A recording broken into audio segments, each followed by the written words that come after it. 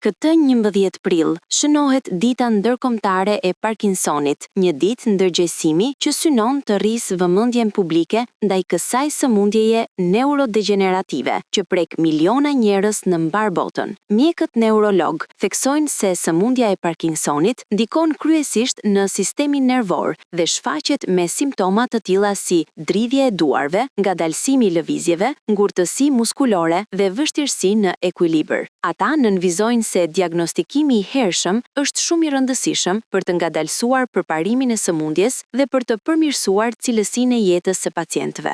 Parkinsoni është nga ato sëmundjet më të shpeshta neurodegenerative, mbas Alzheimer dhe sëmundja dytë më e shpeshtë në botë dhe me një rritje shumë të lartë prevalencës gjatë viteve të fundit. Shenjat kryesore është ajo ngathësia e lëvizjeve, ngurtësimi apo dridhja, zakonisht në njërin anë të trupit, ose më saktë në njërin anësi, kryesisht në anësitë e sipërme. Pra fillon me një ngurtësim të dorës, plogështi, vështirësi në kryerjen e atyre lëvizje disi fine, apo ajo që është dhe më e dukshme që është tremori apo dridhja, pra një dridhje që ndodh në qetësi. Kjo duhet pasur shumë parasysh pasi është një nga ato diferencime diagnostike të rëndësishme, që në Parkinson dridhja ndodh në qetësi.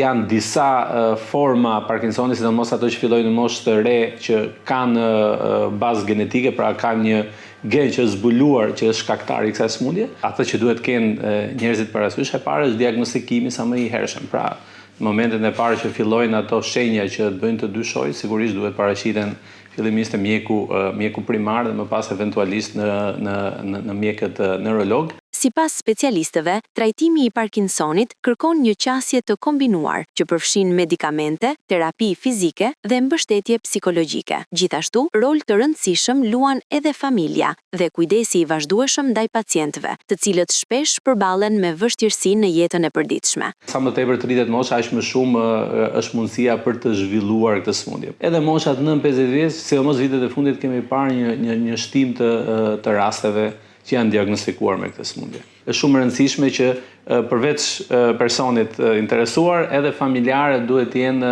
të kujdesshëm në dhënien e mjekimeve, më pas angazhimin në jetën e përditshme. Pra ka nevojë edhe për suport moral, për nxitje, për të kryer sa më shumë ushtrime, lëvizje. Fizioterapia, pra aktiviteti fizik është shumë e rëndësishëm. Në këtë ditë ndërgjegjësimi, mjekët apelojnë për më shumë informim të qytetarëve, zbulim të hershëm të simptomave dhe qasje më të lehtë në shërbimet shëndetësore, me qëllim përmirësimin e kujdesit për personat që jetojnë me Parkinson. Organizatat shëndetësore në mbar botën po zhvillojnë aktivitete informuese, fushata sensibilizuese dhe takime me pacient për të theksuar rëndësinë e solidaritetit dhe mbështetjes ndaj tyre.